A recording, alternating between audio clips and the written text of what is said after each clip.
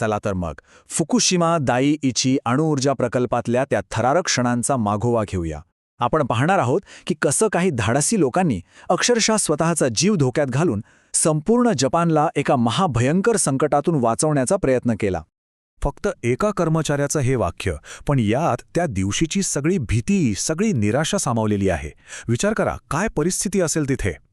तर या सगळ्याची सुरुवात नेमकी झाली तरी कशी? चला पाहूया. पहिला अंक, एक न थांबणारी लाट. तारीख होती 11 मार्च 2011. प्रकल्पात सगळं काही नेहमीसारखं अगदी शांतपणे सुरू होतं. पण कोणालाच कल्पना नव्हती की काही तासांतच इथलं चित्र पूर्णपणे बदलणार आहे. आणि मग दुपारी 2:46 जपानच्या इतिहासातला सगळ्यात शक्तिशाली 9.0 तीव्रतेचा भूकंप झाला. योजनेनुसार अणुभट्ट्या लगेच आपोआप बंद झाल्या. सगळं काही नियंत्रणात वाटत होतं.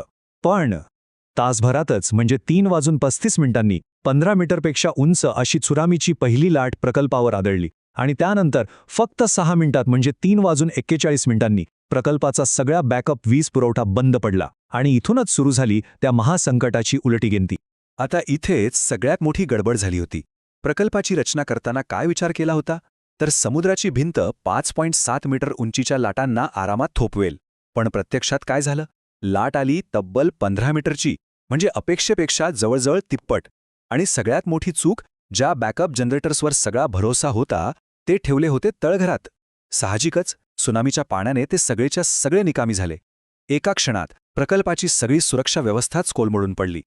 एका वरिष्ठ अणुअभियंत्याच्या तोंडून आलेले हे शब्द. ते म्हणतात, जेव्हा मला कळलं की डिझेल जनरेटर बंद पडलेत, माझा विश्वासच बसला नाही. मी अक्षरशः सुन्न झालो होतो. विचार करा, ज्यांच्यावर सगळी जबाबदारी आहे त्यांनाच जेव्हा कळतं की आपली मुख्य सुरक्षा यंत्रणाच निकामी झाली आहे, तेव्हा त्यांची काय अवस्था झाली असेल. त्यांना कळून चुकलं होतं की आता परिस्थिती हाताबाहेर गेलीये. दुसरा अंक, महासंकटाची उलटी गिनती.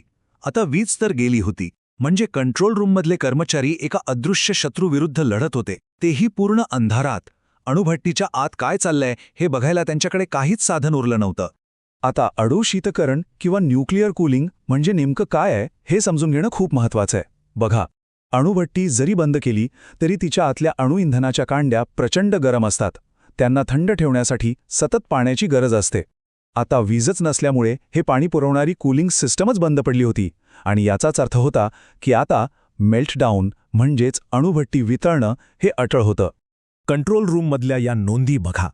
वेळ कशी धावत होती आणि परिस्थिती कशी हाताबाहेर जात होती हे यातून स्पष्ट दिसतंय. 3:42 अणु आपत्कालीन स्थिती घोषित केली गेली.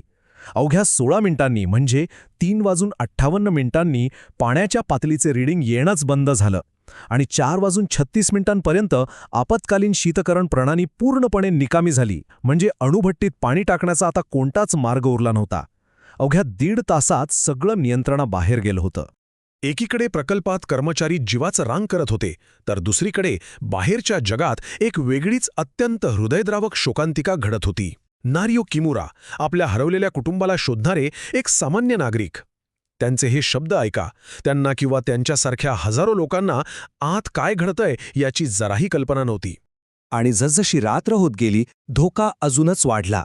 मध्यरात्रीपर्यंत अणुभट्टी क्रमांक 1च्या आत वाफेचा दाब इतका प्रचंड वाढला होता की ती अख्खी अणुभट्टी म्हणजे ते कंटेनमेंट व्हेसल फुटण्याचा धोका निर्माण झाला होता.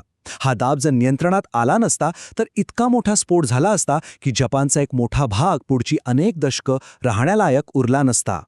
तिसरा अंक, सैतानाचा पर्याय.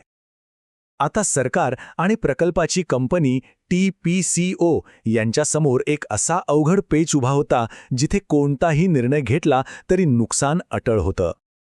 त्यांच्यासमोर एक असा पर्याय होता ज्यात कोणताच निकाल चांगला नव्हता. तर हा पर्याय होता व्हेंटिंगचा. म्हणजे काय? बघा, आतल्या गरम इंधनामुळे वाफेचा प्रचंड दाब तयार झाला होता. हा दाब जर असाच वाढत राहिला तर अणुभट्टीचा स्फोट होऊ शकला असता. हा महाभयंकर स्फोट टाळण्यासाठी आतली किरणोत्सर्गी वाफ मुद्दामून वातावरणात सोडणं गरजेचं होतं. हो, हे ऐकायला खूप भयानक वाटतंय, पण त्या क्षणी मोठा स्फोट टाळण्याचा हा एकमेव आणि शेवटचा उपाय होता. आणि हे काम सोपं नव्हतं. वीज नसल्यामुळे हे व्हेंटिंग व्हॉल्व्ह हाताने उघडावे लागणार होते. प्रकल्पाचे व्यवस्थापक मासाओ योशिदा यांनी तर पंतप्रधानांना स्पष्टच सांगितलं होतं की गरज पडली तर मी हे काम करायला सुसाईड स्क्वॉड पाठवीन. या एका वाक्यावरूनच लक्षात येतं की हे काम किती जीवघेणं होतं. आणि मग 12 मार्चच्या सकाळी ही धाडसी मोहीम सुरू झाली. जवळची गावं रिकामी केली गेली होती. सकाळी 9:04 पहिले 2 स्वयंसेवक त्या अंधाऱ्या प्रचंड किरणोत्सर्ग असलेल्या इमारतीत शिरले. धोका इतका होता की एका टीमला फक्त 17 मिनिटंच आत थांबण्याची परवानगी होती. अनेक टीम्सनी जीवावर उदार होऊन हे काम केलं आणि दुपारपर्यंत अखेर यश आलं. अणुभट्टीमधला दाब हळूहळू कमी होऊ लागला. चौथा अंक, अपयशांची साखळी. सगळ्यांनी सुटकेचा निश्वास सोडलाच होता की तो दिलासा क्षणिक ठरला, कारण आता आपत्तीचा एक नवीन आणि अजून भयानक टप्पा सुरू होणार होता. सगळ्यांना वाटलं की सर्वात मोठं संकट टळलंय आणि त्याच वेळी प्रकल्पात एक प्रचंड मोठा स्फोट झाला. पण हा स्फोट अणुभट्टीच्या आतला नव्हता, तर अणुभट्टीतून बाहेर पडलेला हायड्रोजन वायू इमारतीच्या छताखाली जमा झाला होता आणि त्याचा हा स्फोट होता. हा एक असा धक्का होता ज्याची कोणीच अपेक्षा केली नव्हती. आणि या एका स्फोटानंतर तर जणू संकटांची साखळीच सुरू झाली. अणुभट्टी क्रमांक 1 ची इमारत पूर्णपणे उद्ध्वस्त झाली. मग अणुभट्टी क्रमांक 3 मध्येही मेल्टडाऊन सुरू झाला आणि तिथेही हायड्रोजनचा स्फोट झाला. एवढं कमी होतं की काय, म्हणून तिसऱ्या स्फोटामुळे अणुभट्टी क्रमांक 4चंही नुकसान झालं आणि तिथला वापरलेलं अणुइंधन उघडं पडलं. आता हा प्रकल्प एकाच वेळी अनेक आघाड्यांवर लढला जाणारा एक जीवघेणा सापळा बनला होता.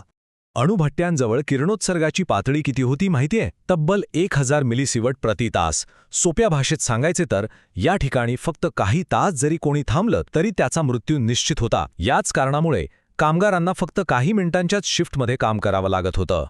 कंट्रोल रूममध्ये तर लोक म्हणत होते की आपण संपलो. आम्हाला वाटत होतं की आता इथून पळून जावं. हा शेवट होता.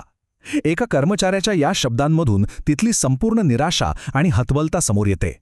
विचार करा, त्यांना वाटत होतं की आता सगळं काही संपलंय. परिस्थिती इतकी हाताबाहेर गेली होती की TPCO कंपनीने सगळ्या कर्मचाऱ्यांना तिथून बाहेर काढण्याचा विचार केला होता. पण तेव्हा थेट पंतप्रधानांनी हस्तक्षेप केला आणि मग फक्त 50 कामगारांची एक टीम तिथेच राहिली. या महासंकटाचा सामना करण्यासाठी जगाने त्यांना नाव दिलं फुकुशिमा 50. 5वा अंक, एक दूषित वारसा.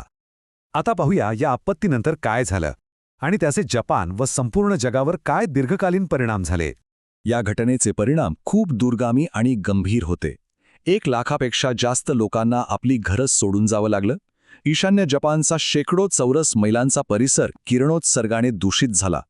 अनेक कामगारांना इतकं रेडिएशन मिळालं की त्यांना भविष्यात कॅन्सर होण्याचा धोका वाढला.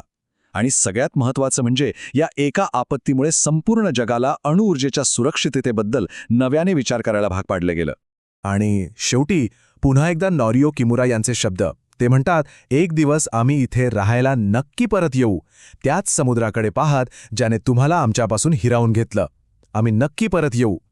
या शब्दांमध्ये नुकसान आहे, दुःख आहे, पण त्यासोबतच पुन्हा उभं राहण्याची एक जबरदस्त जिद्दसुद्धा आहे. फुकुशिमाच्या दुर्घटनेनं संपूर्ण जगाला अणुऊर्जेच्या वापराबद्दल पुन्हा एकदा विचार करायला लावला. तर मग प्रश्न हा उरतो की या महाभयंकर संकटातून मिळालेले कोणते धडे आहेत जे आपण कधीही विसरता कामा नयेत. यावर विचार करणं खूप गरजेचं आहे.